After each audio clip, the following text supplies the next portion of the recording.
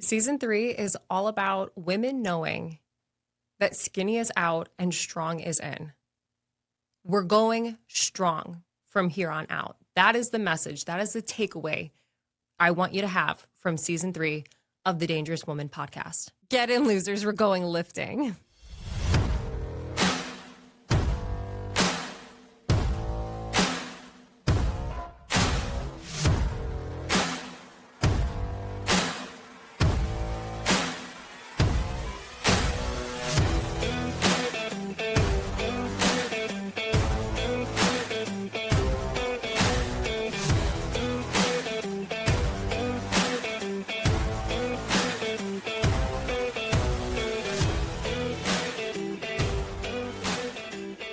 I gained 30 pounds intentionally, and I did not want to shoot myself. I know that seems fucking extreme, but listen, I put up this video on Instagram. I'm going to show you the video. Here's the clip of the video.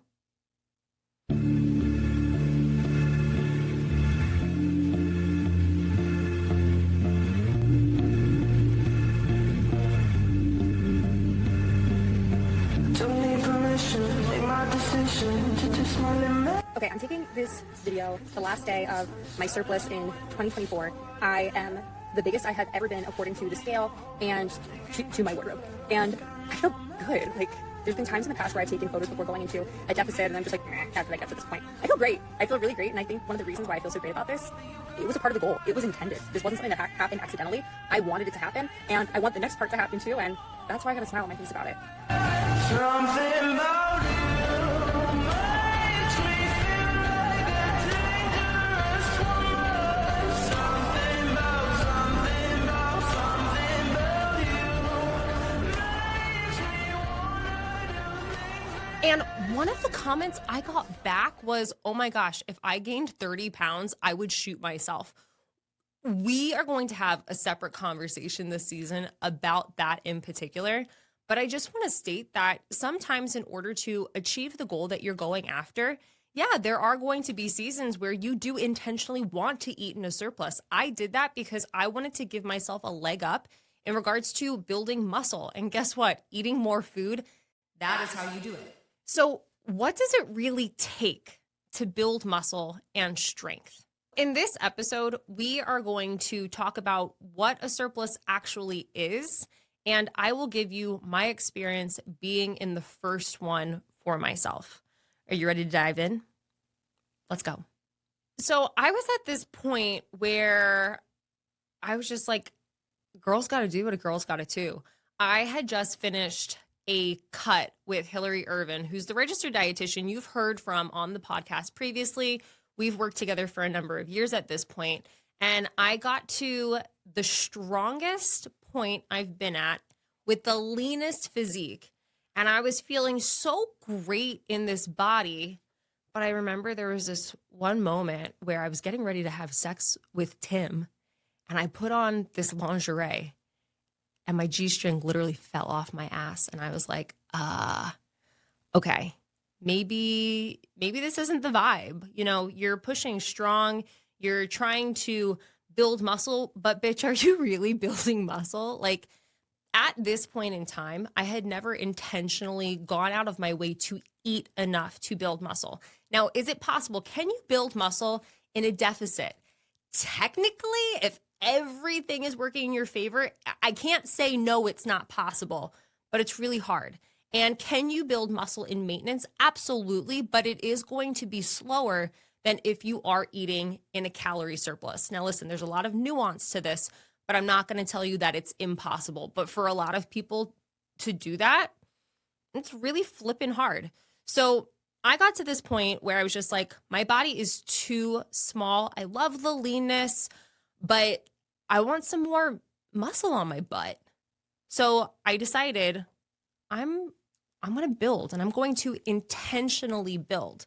So I had never done this up until this point. So I went to Hillary and I was like, hey, from the nutrition side of things, how do we actually build muscle in a calorie surplus? Like, is this a free for all? Can I just like eat pizza and burgers and just like go rogue for a while? And she was like, no.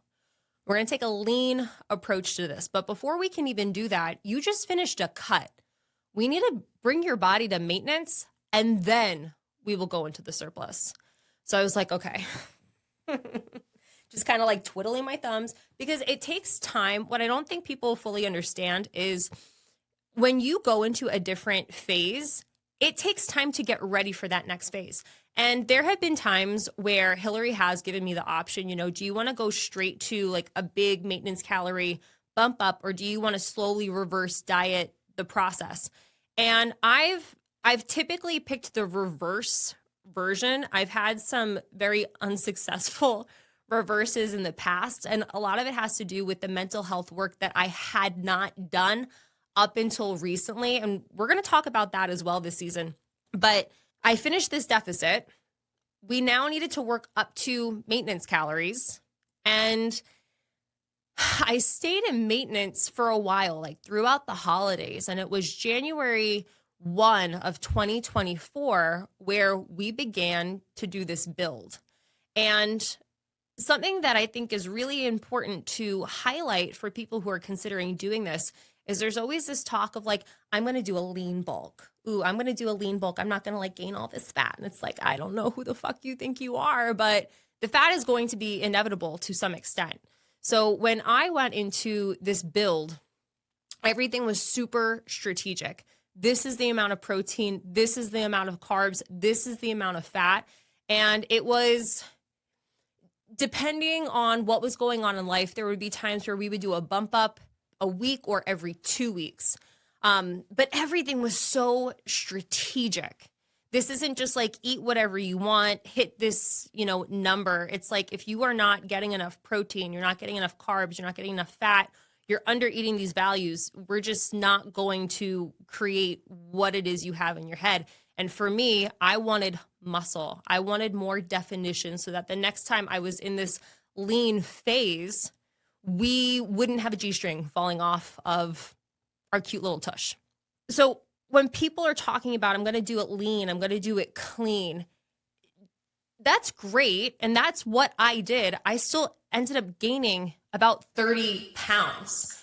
And I remember asking Hillary, I'm going to do this. I'm scared to do this because I've never done it before. And the biggest fear that came with that for me was, what if I can't lose the weight? And I think that is a really common thing people think who are considering doing this. You've just taken all this time to lose the weight. Being in a calorie deficit, it's hard. It is hard. There's a lot more that goes into it than just eat less. And I don't think people always give the credit to that there needs to be. And we're going to talk about it in a separate episode, but it's tough. So to do all this work to lose the weight and then be like, I'm going to go gain 30 pounds, it can be a bit of a mental mindfuck, which is why this isn't necessarily something that everybody should be doing. You need to be in a good place with your mental health to take something like this on, or it can be kind of freaky. But anyways, I remember asking her, how far are we going to go and how long are we going to go? What are your expectations? Because I've never done this before. She's led people through this before. And she was like, we are going to go for as long as we can. You are going to gain up to, I think she said 30 pounds. We went a little over 30 pounds for anybody who's like, it wasn't 30 pounds. I'm checking your Instagram videos. It was roughly 30 pounds. And I was like, okay, so once we hit that marker, that's when we're out. And I remember asking her, why 30 pounds? And she said, well, if you want to go into a calorie deficit and you want to be able to get everything off in a healthy and sustainable way, it's going to be 30 pounds. So if we ended up gaining more weight, we would have had to do potentially multiple calorie deficits. And you can't just live in a calorie deficit. You get a chunk of time. For a lot of people, that might look like 12, 16. She let me go for about 20 weeks, which is a little bit more rare. And she always says it's because our communication is just so on point. But for most people, you shouldn't be doing that for that long. So in order to go into a successful fat loss phase, she was like, it's going to be 30 pounds. So that's why she gave me that number in particular. But I knew, okay, we're going to gain X amount of weight. Body is going to change. You're going to have to be okay with that. Are you okay with that? For me, I was at this point where I was just like, you know what? I really want these results. And if that's how you get it, then I guess this is where we're going. And, you know, when it comes to fat loss, yeah, it kind of sucks. Like the process of it isn't super fun.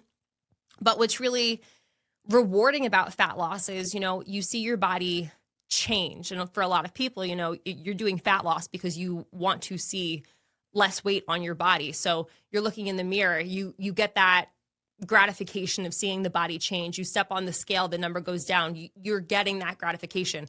When you're in a surplus, you don't really see any of that, but it is fun from the perspective of I have so much more energy and I can lift a lot heavier and I really get to have fun with food. And that was something that was so big for me because up until this point, you know, I overcame a 10-year eating disorder. And then I had 10-ish years where I was, you know, eating clean, but I had disordered eating patterns where I was just like, oh my gosh, it's not clean. Like, and that's not the vibe. You know, there is a place for all food. It's just a matter of how you manage it. It really comes down to balance, like everybody preaches. So being in a calorie surplus, there were moments where I found a lot of joy that I just never had up until this point. You know, there were times where I've gained weight in the past. I remember during the pandemic, I unintentionally put on like 20 pounds in 2 months, but I wouldn't really say that was necessarily fun. I don't think it's ever fun when it's like you wake up one day and you don't recognize who you see in the mirror. Like that sucks. And it's interesting because, you know, I have pictures of myself where I'm getting ready to go into a cut and I look sad. My face is not happy to see what it sees back. Meanwhile, I go into this calorie surplus, I gain 30 pounds and I'm smiling ear to ear because it's intentional. It's part of the goal. And I think when people understand that, hey, you want to put on muscle, you're going to have to do this thing. Your body's going to change, maybe in a way that you're not, you know, super psyched for, but it's part of the process. It feels good to see, hey, I'm on the right path. I'm doing what it is I need to be doing to achieve what I set out for. And don't get me wrong. There were absolutely moments where I was just like, fuck, what did I get myself into? But, you know, you're 25 pounds in and it's kind of like, you really want to get off the roller coaster now? I'm sorry, ma'am. And truth be told, I could have at any point in time. But for me personally, when I commit to something, I commit to it hard. So I wasn't going to stop the ride until I was told you are done. And I'm so happy that I waited as long as I did because I was so psyched with the end results, not just the end results of, you know, the surplus, but then going into maintenance, going into a cut. I've been in a reverse diet now and my metabolism is at the best place it ever has been. You know, I have a lot of definition on my body. I have a lot of strength and I'm eating the most maintenance calories I ever have. And it feels very freeing. It feels very exciting. And it's something that I just wouldn't have experienced if I didn't decide to go after it. But when you're eating in a calorie surplus, you know, this is one of the things where I find it's so important to work with somebody who is an expert at food. For me personally, working with a registered dietitian, it's a step up from working with a nutrition coach.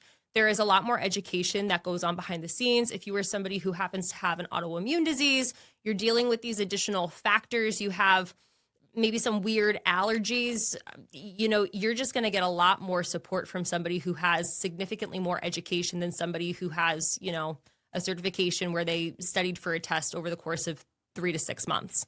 You know, registered dietitian, they can work in a hospital. It's just it's a different level.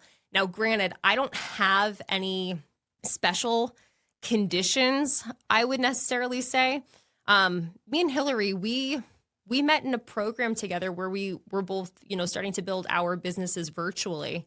And I saw what she was able to do and I started sending some of my clients to her and it just kind of made sense that I would go with Hillary. And I like Hillary. I think she's a really cool person. And I just like how our energy goes back and forth with each other. But it's really helpful when you have that expert telling you this is what we're doing, instead of getting distracted by everything that's going on in social media. I think there's a lot of noise in the social media space. There's a lot of talk about food, and it can be really confusing when you don't understand how to navigate through all of it. So anytime I was like, are you sure we should be doing a bump like this? You know, I saw this on social media. I would literally send it to her and she would debunk it for me. And then I would be on the same page. I'm kind of at the point now with Hillary, at least. I don't really do too much questioning. Maybe that's a good thing. Maybe that's a bad thing. But I think it's really important that if you don't understand, ask the question, gain the knowledge. You want that knowledge so you can feel confident about the process. For me, being in a calorie surplus, I was scared shitless in the beginning. But I felt really confident being told the information I was being told and talking to Hillary, which made me feel a lot more safe in the situation. So when you go into a calorie surplus, you are just slowly starting to increase your calories. You need more energy so that you can actually build more muscle. So when it comes to actually building muscle, there's a couple of things that go into it. We do need to lift with progressive overload. We need good form. We need heavy enough weights.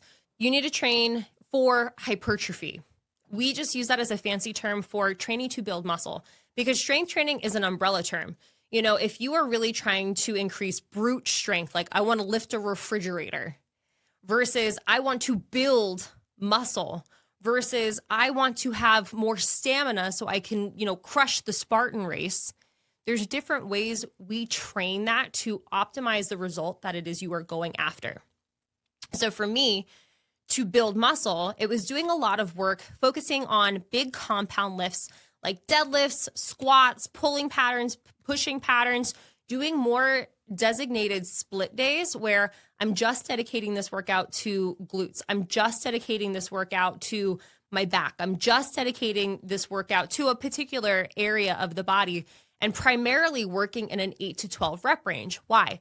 Because that is, the science has shown us, that is the range where we are going to be able to break down these muscle fibers. So when we break them down through strength training, right rep range, right exercises, good form with progressive overload just means you are gradually making the workout a little bit harder over time as you are performing.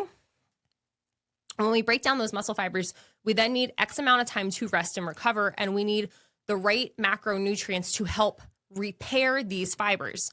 And that is going to be the combination of protein, carbs, and fats to an extent. I kind of say fats to an extent because protein and carbs are really going to be what we need to build up these muscle fibers again. But our body always needs fat. Fats help to regulate our hormones. So it's important that we have the right macronutrient splits, based on the size of our body, based on how active we are, paired with the right type of strength training regimen to actually make this possible. So think of it kind of like this way. If you are eating in maintenance, it's kind of like a plant that's just out in the sunshine. It's like, okay, I'm good. I'm not dying. I'm not withering away. But if you want that plant to grow, you need more resources. You need water. You might need some fertilizer. There are these additional things that we need to make a more dramatic change. And that's where eating more food comes into play. And when you have this energy, like you got to go ham on your workouts. Like this is not the time to be, you know, dainty or, you know, kind of half-ass it. I remember when I went into this phase knowing, okay, you have all of this food. You are going to demolish these workouts. It was almost harder to train in the surplus versus being in maintenance or even in a calorie deficit, because it felt like you're eating all this food, you have all of this energy, you need to do something with it.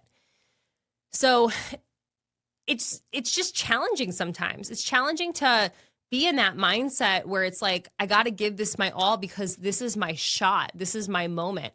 You know, I didn't want to be in a surplus for longer than I needed to be. And it's the same thing that goes for like a deficit. You don't want to be there longer than you need to be. So I knew, okay, we have this chunk of time. We have up until we gain 30-ish pounds. And Hillary was very much telling me we're probably going to go till like summer. So I knew, all right, this is your time. You are going to do the thing, and then we move on. And that was really helpful from the mental aspect, knowing this is just a season of time. And in the midst of this, I got to have a lot more food. I went out to restaurants a lot more frequently. I had more desserts. I experimented with more recipes during this time because it felt like this is your moment to do that in order to be on this path to building more muscle. So let's make the most of it. Other things that were just like super fun in this period of time was fashion. For some reason, I've always been a member of the Itty Bitty Titty Committee.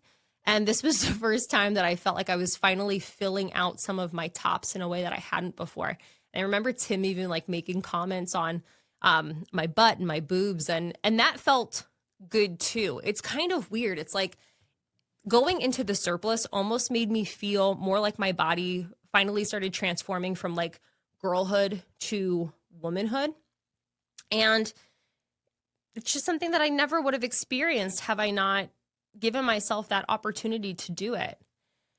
So that was just like really cool.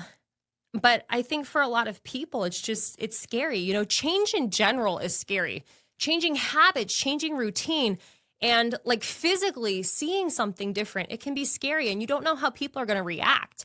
I mean, I remember one question Hillary asked me in the beginning was like, well, how does Tim feel about this? And initially I was like, fuck what he thinks. Like, this is what I want. I'm going to do it. But I understand, sometimes people like they get with other people because they like how they look.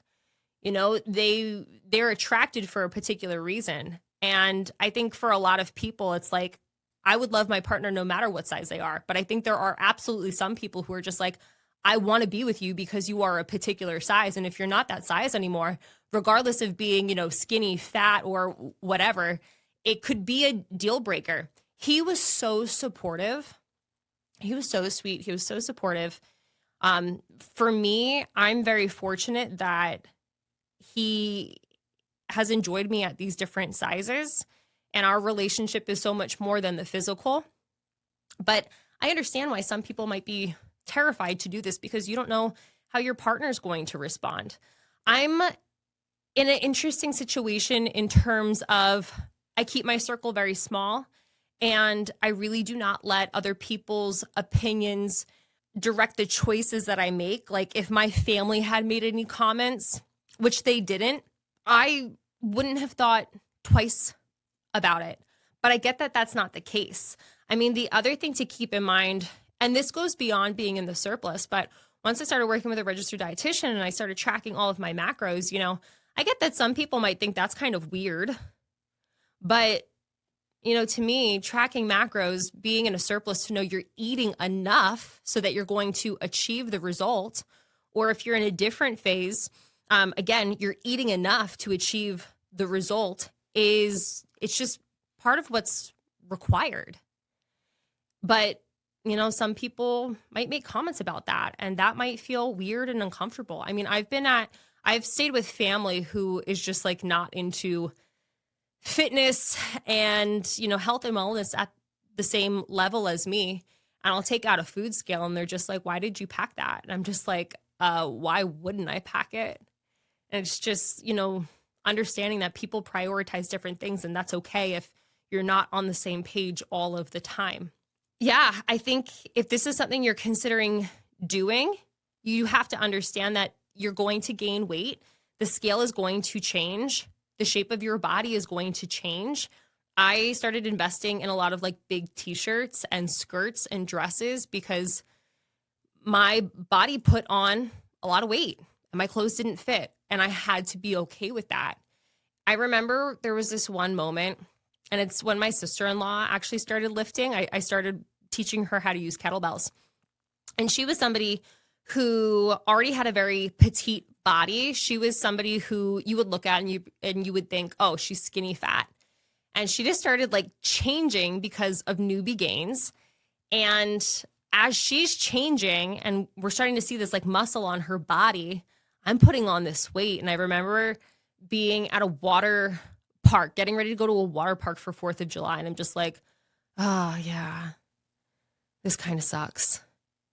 But then I remember thinking to myself, I'll probably be back here in a year and it's going to be so different.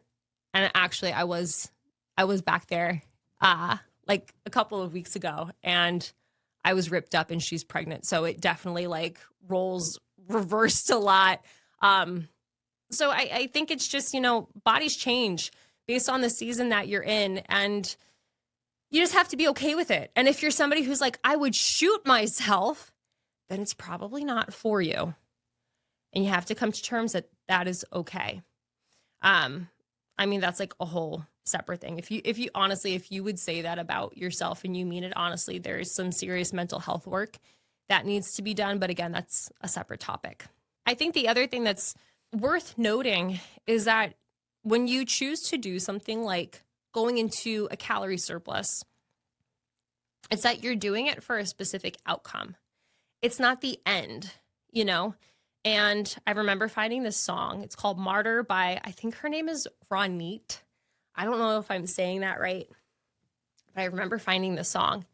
And I think the song is actually about like a love relationship, but the way I interpreted it was so much about just transforming into what it is you dream of yourself to be. The song's called Martyr. And there's this lyric about being the martyr and the muse. And to me, I was like, okay, I want this muscular body.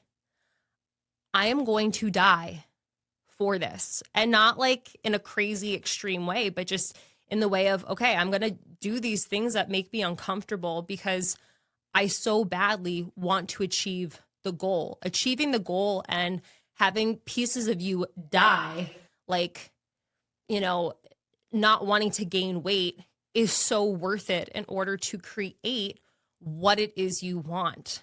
And I think when you can flip the script and really be on board with, hey, this is a journey I'm about to go on. This is not going to be a quick fix. I'm here to play the long game. Then you are really going to be set up for success. And I mean, if I didn't take that time to build the muscle, then I wouldn't have the results that I have today. It just doesn't work that way. I think so many women are so focused on, I need to be small all of the time. And if you're trying to pack on muscle, the scale's going to go up. Your body is going to change. Can you do it without? You can, but it's going to take a lot longer. So you kind of have to, you know, weigh, do I want this to take a relatively short amount of time, or do I want to have it take even longer and not see the results the same way? You just have to kind of, you know, weigh your options and pick and choose. And when I talk about like, this is the long way versus a longer way, I mean, listen, I finished that cut, right? And then I waited almost 6 months before I started the surplus. 6 months in the surplus. 6 months in the surplus.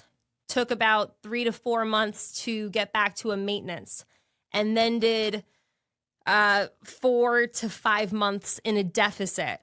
And now it's been about 5 months in a reverse diet. Change takes time. So a relatively short amount of time being, you know, a year, it's still not one of those things that happens overnight. But if you're somebody who's just like, no, I can't gain the weight, can't do it, I just want to stay at maintenance. Okay, cool. But it's probably going to take you longer than a year or a couple of years to really transform. Transformation is uncomfortable. Transformation takes these dedicated phases where you have to be willing to go into the fire. I think what gets really freaky for people is you go into the fire by yourself and you fucking burn. When people go into the fire with me when it comes to strength training, I will send them far, but then I will take them out. And that was what felt so good with working with Hillary. She told me, this is how far into the fire you're going to go, but I'm not going to let you burn. I'm going to get you out. And for me, there's something that's very reassuring knowing this is going to hurt. This is going to suck. Being in the surplus, like, It didn't suck physically. It was really fun to eat more food, but there is a part of it that does suck mentally, and it's really tough. But knowing that she wasn't going to let me go, she was going to tell me this is the time to get out of the fire. That felt so good and comforting, knowing I'm just going to show up. I'm going to do, what mom says to do, and then we're going to get out. That was so reassuring for me. And that's why it's so important that you are working with a professional. If you were trying to do something that you've never done before, it is important so you know exactly what to do, when to do it, how to navigate what's happening in the midst of life. I was fortunate that during this surplus, my mental health was in a really good place. I was in therapy on a weekly basis, and I had done a lot of work leading up to it. But I told you in the beginning of this episode, there were times where I was coming out of being in a cut and I was not in a good place. And then guess what happened? All the weight came back. And I think it's just so important that you have support. And, sometimes when that has happened to me, I have had the support of Hillary, but other times I have not. And, sometimes it is enough for the expert to help you, like the dietitian or the trainer. But sometimes it's not just having the trainer and the dietitian. Sometimes you need the therapist. And for me, that was a missing piece. I get that that's not what necessarily everybody needs. But what I am saying is if you want to transform, having the team on your side, whoever can be on your team, is an investment, but it is going to help you stay in the fire where you feel like I'm not going to get burned. Instead, there's a part of me that's going to die, but then there's going to be a part of me that rises. And there's two other things that I just loved about being in a surplus that need to be highlighted. Playing with food. So cool. Because up until this point, everything has been about, how do I eat for maintenance? How do I eat for a deficit? And when you were told, let's go into the candy store and figure out how do we collect like an extra, 300 calories for multiple meals throughout the day. It's like, ooh, this is fun. How are we going to do it? I'm going to have this topping and this sauce and this and this and this and this. And it's fun. It can be exhausting as well. Like when I got towards the end, I was like, how the fuck am I supposed to get so much more food in? But it's kind of fun. And what I have learned is that in experimenting with some of these additional things, I've now been able to bring them into the maintenance world with me. Not so much a cut. A cut's its own beast, but I was definitely limiting certain toppings thinking that I can't have this. And now being at maintenance, I'm like, oh no, I absolutely can have this. I'm glad I experimented and explored when I was in that surplus because I probably wouldn't have given myself the permission to have that stuff had the surplus not happened. The other thing is just getting really freaking strong. I don't think everybody always understands how the role of food and having more energy impacts the workouts, but it's big, especially when you pair it with the timing of the workout. There have been times where I've tried to save calories for like the end of the day. Can you relate to that? Like, let's paint this picture. It's the end of the day. It's been a long day. You want to have a beverage. Maybe you want to have some food. Maybe it's, ice cream and popcorn. Maybe it's a steak dinner. But you want to have something while you're like watching Netflix and chilling. Can you relate to that? I love that. But when you reallocate some more of your food, specifically your carbs, to before you're planning to work out, holy shit. The energy you have, it's like turning into the Hulk. Not necessarily the size, but like feeling Hulk kind of strength. And I remember just starting to hit some numbers where I was like, oh my gosh, I'm doing what? I can do that? That's me?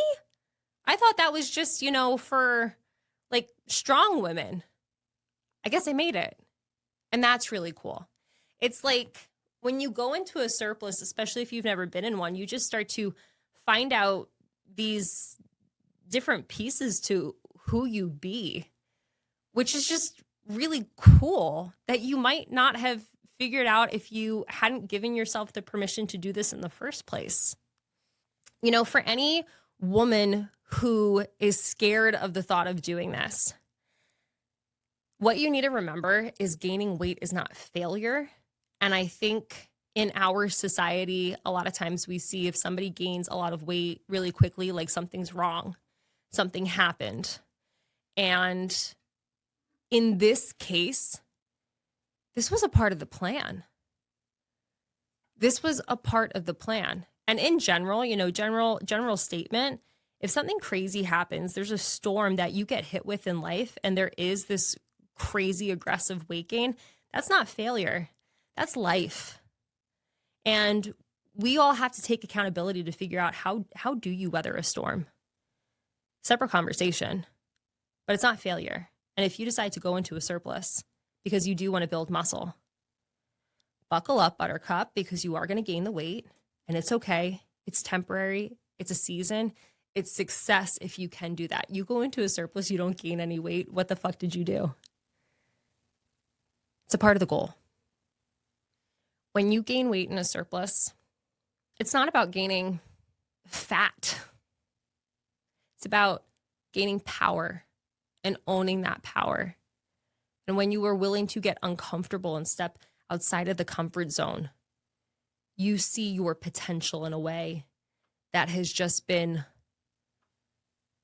shut off to you prior. So if you're curious to do this, my tips: connect with coaches. Make sure you have somebody who understands the nutrition piece. Make sure you have somebody who understands the strength training piece.